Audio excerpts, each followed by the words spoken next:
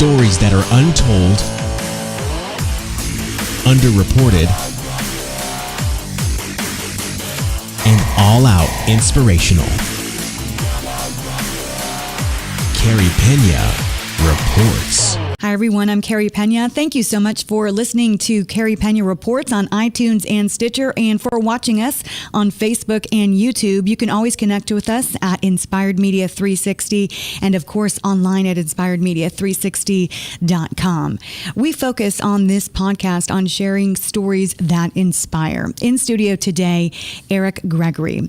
Eric, thank you so much for being here. Thank you for having me. I interviewed you several years ago at a time when you were going through so much. And you came in to speak to me about the passing of your son, Christopher, who was 19 years old, and the remarkable journey that you and your family went on after his death. Mm-hmm. You have since written a book. Yep. At the time when we first talked, you said, I think I'm going to write a book. Yep. And now you have, and it is called All My Tomorrows, and it is also being turned into a movie. So we have a lot to talk about today. First, though, I want you to tell the audience about Christopher. Christopher was very popular. If you didn't know him too well, he didn't really let his guard down much. But he was very popular. He loved high school. He believed in God. He believed in loyalty. He believed in family. He believed in Mount St. Joe High School. He was your typical healthy gym rat, but very generous, an extremely generous person with a great sense of humor, very wry. Christopher had what we call refrigerator rights. He would walk into somebody's house who he knew, and he would just open up the refrigerator, make himself at home, and he just had a way of adopting himself into your family. And he was just a wonderful person, and he is missed very much, even to this day. Tell everyone what happened. Well, the story starts in Tucson. It was just before Easter, or at Easter, and we were on vacation in Arizona. Chris and his brother Colin were going to college at Loyola University, New Orleans. I, at the time, lived in Maryland with my wife, Grace. And then we were, the boys had an early flight, or we had an early flight the next morning, so we said goodbye to the boys early Saturday morning. I stuffed 3 $20 bills in his shirt pocket, gave him a big hug and a kiss on the cheek. I said, I love you, son. And he said, I love you too, Pop. And that was the last words I would ever hear him say. About 3 days later, we got a phone call, 5 o'clock in the morning, that Chris had been taken to the hospital. My wife got on the phone with the doctors, and they didn't know what was wrong. There was no foul play, no drugs, no alcohol. They suspected a brain aneurysm. So Grace and I went to New Orleans, where Chris was at Tulane University Medical Center. And they were drawing pictures of AVMs, arteriovenous malformations, and brain aneurysms, and they're using the language like grim, very grim. They knew there was a lot of bleeding on his head, in his brain. They didn't know the cause of it, and they were worried that they were going to have to perhaps operate and surgically release the pressure on his brain. Can't imagine what you guys were going through in those moments. About that time, we started slipping into a fog. There's so much information coming at you at once, you can't process it all. So we went to our hotel late that night, came back early the next morning, and the doctor, the treating neurosurgeon, is waiting for us, and he says, well, we should talk. And they take us around the corner into a conference room, and I thought he was going to tell us that they were going to have to operate. And what he said was, Christopher's condition has worsened overnight. This is death. And you sort of feel like, wait a minute, he's a 19-year-old boy. He's healthy as a horse. What do you mean this is death? And as if somebody had picked me up and just threw me to the floor. Immediately disoriented, and it's hard to breathe. And from then on, you sort of, physiologically, different reactions, different things happen to you. And certainly emotionally, you turn into a basket case, and you're just confused. And so that was that. Shortly thereafter, though, they said, you may want to consider donating Christopher's organs.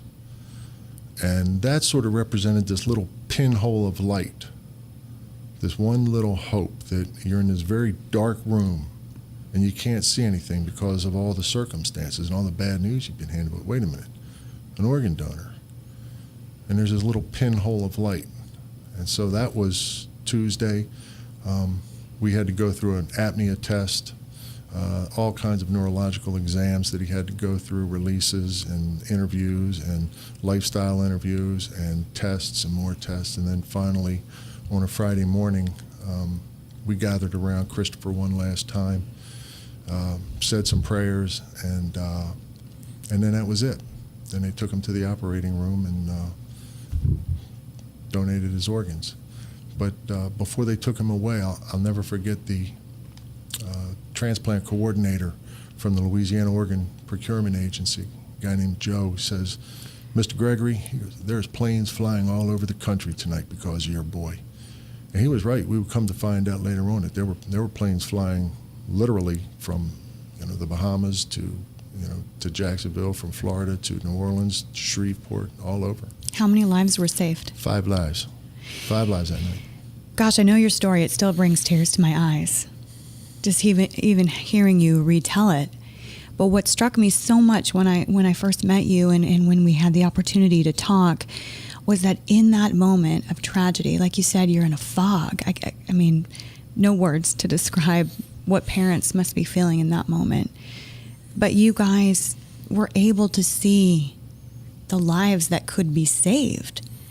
How did you find that within yourself, you and your wife? At the time, we were. It would have been an automatic response on our part anyway. Fortunately, Christopher had told us when we were on that vacation, and it was a very innocent conversation. We learned that he was an organ donor, and he said, "I mean, what would I want to do with my organs if I wouldn't need them anyway after I'm dead? So why not give them to somebody else?" And so it's just an affirmation of his generosity, the kind of person that he was, always giving to other people. Christopher was the kind of guy that if he had 2 nickels, which was rare, if he had 2 nickels and you needed one, you could have it. It's just that kind of guy. So it took a while because it was an emotional journey. Mm-hmm. But I know you'd been thinking for some time, and you ended up writing this beautiful book, All My Tomorrows. What you did was you went out and you spent time with the recipients, Yep. with their families, with the doctors, and you traversed 5 or 6, 7 different locations to do it. You were all over. So take me a little bit through the process of writing this book and why you wanted to weave the stories together of your son's untimely death and of the life that he was able to give. It evolved from the process of meeting the people. There was a natural desire, a longing to know about these people. When Chris was laying in that hospital in New Orleans, and I prayed, once we knew that we were not taking him home, I prayed that God would take him to heaven, and I prayed that he would let us meet some of the people whose lives would be saved. And those prayers were answered. Shortly after, 3 months after Chris died, we got a letter from Mr. Bacardi. We didn't know it at the time, but the man who got his lungs. And that was followed a year later by actually getting to meet them in person. And it was then that we learned the whole story of what he went through the week that we were in New Orleans. And then as we met Nick Whitaker, and as we met Arthur Jackson, as we met and got a chance to talk to the other organ recipients, the natural question that I first wanted to ask was, where were you when you got the word? Where were you when you got the call that you were next up for an organ transplant? Jorge Bacardi got 2 calls. He was about 4 o'clock in the afternoon on the 27th of March, 2008. He was at home. His doctor calls him up. Dr. Keller says, "Okay, I'm putting you on standby. I want you to be ready to go. There is another recipient in front of you, but there's a set of lungs that have become available." Jorge, because of his disease, had to have a double lung transplant. Keller calls me at 4 in the afternoon, tells me to get ready. At 6 o'clock, he calls him back and says, "I'm sorry, but the other recipient took the lungs." Jorge then is going to go on a fishing trip with his nephew, Joaquincito, and he's going to be so far out of range that they won't be able to get to him if he needs to. And he's pretty much at that point resigned to whatever happens will happen. He thought that was the end. He thought that was the end. And for our audience, we're talking about Mr. Bacardi of Bacardi fame and fortune. About 11:45, they're going to leave for the fishing trip the next day. About 11:45 p.m., the phone rings again. Jorge says he knows exactly who it is before he even answers it, and it's Dr. Keller. And Dr. Keller is saying, "I cannot believe this. I can't believe I'm telling you this, but there's another set of lungs that has become available. This is extremely unusual, but you are now number one on the list, so the lungs are yours if you want them." Those lungs, of course, were Christopher. And as Jorge is telling us this story, I start to place myself, where are we, physically and emotionally, and, in what room are we in at about that time? And, where are they, and where are the different pieces starting to sort of head in the same direction? And the same happened when I met Nick Whitaker, the man who got Christopher's kidney and pancreas. He was literally sent home to die on the 27th of March. They were actually at home emailing friends and family saying, "You need to come and see him because this is the end." That's right. He's getting the insurance policies out and the PIN numbers and all the information that his wife is going to need in his absence. She's on the deck outside calling the friends and family, and then his cell phone rings, and it was the Ochsner Medical Center in New Orleans telling him, "Come back." He had been there for an angiogram in the morning, and his condition was such that they couldn't even complete the diagnostic test, what they call an angiogram. Basically, he was sent home, and his doctor said, "I'm sorry, there's nothing else we can do for you." But he gets that call that evening, and he is back in the hospital. What was it like for you when you sat down to conduct these interviews? And like you said, you wanted to weave together the moment that these calls were made and that these people were told there is a second chance. What was it like for you to sit in front of them and hear that? I don't think they have enough Kleenex for the whole experience, but I went from my jaw dropping. Just, it's unbelievable to hear what they had gone through and how little they owed us, because they'd already been through a lifetime of suffering. And then for them to get that second chance, for them to be able to sit here and tell me that story in person was its own reward to a degree. It really was. It was a rewarding moment to hear them and to hear them say it in such, not passion, but to express such gratitude, not to us, but to Christopher. He the guy who gave him that second chance, and for them to acknowledge that was really meaningful.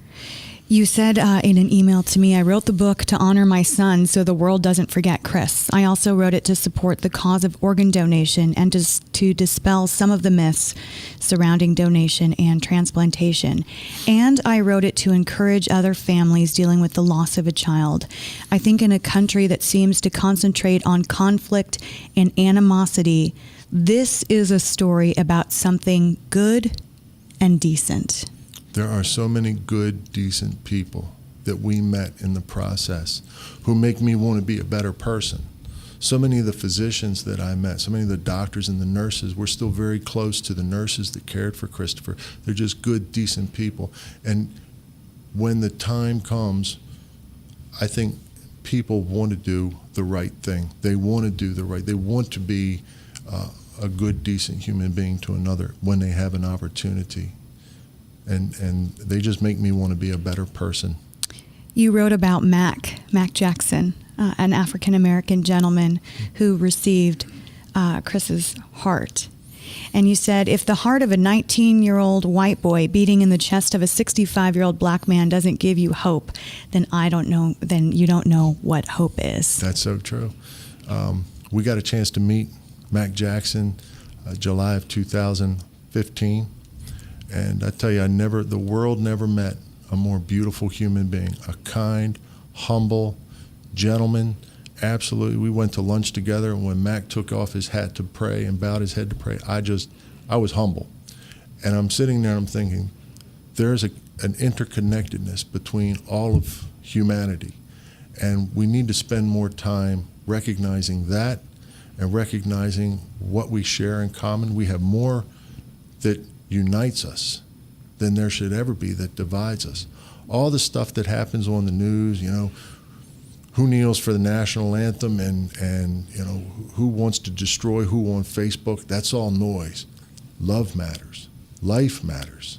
And that's when I came to the understanding, if a heart of a 19-year-old white boy beating inside the chest of this 65-year-old black man, that gives me hope. That gives me strength. Even though it was so difficult to make the decision to write this book, because you suffered so much when you lost your son, has this helped you heal? I think it has, and it's taken me a long time to acknowledge that. I thought that when I buried Chris in April 2008, that I buried every capacity I had for passion, which is kind of an overused expression anyway. But I felt like I buried my passion with him. And really, it wasn't until about a year ago, as I was beginning to come to the end of this project, that I said, it's okay. It's okay to be passionate about something. And I mean, the cause of organ donation is one of the things that I'm passionate about. The cause of keeping Christopher's memory alive is something worth being passionate about. And really, it comes down to how we treat each other as human beings, that we have a shared humanity. We have, the same hearts, the same blood, the same, we have so much in common with each other that if we just take a minute, we can recognize that it's easier to love people than it is to hate them. What do you want people to know about your son? How do you want him to be remembered? He was a good man. He was a good, decent human being. He had a sense of humor, and the world is not as happy a place today as it was when he was walking among us. But I hope I did a good job for him. I think you certainly did. Thank you. How will you feel if you see this on the big screen?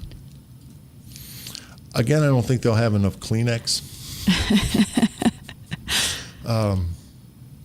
We'll wait and see what happens. We'll wait and see what happens when it comes up. I mean, if we ask that they do two things. We ask that they respect Christopher and treat him right, and we ask that they treat the cause of organ donation right. That it's as much a tribute to the doctors and the nurses and the organ procurement organizations and the organ donation and transplantation community. It's as much a tribute to them as it is to Chris. It's a tribute to organ donors everywhere. I mean, I think organ donation represents humanity at its very best. It's not just a scientific achievement, but it's a real expression, a sincere expression of human kindness and goodness. Eric Gregory, in your book, All My Tomorrows. Thank you so much. Great to see you again. Thank you. And thanks to all of you for being here. Thanks for listening to Carey Pena Reports. We hope you will connect with us on Facebook and YouTube at Inspired Media 360 and at inspiredmedia360.com. Our mission is to inspire communities with the power of optimism. Today's show produced and engineered by Shannon Hernandez, brought to you by Inspired Media 360. Until next time, stay inspired.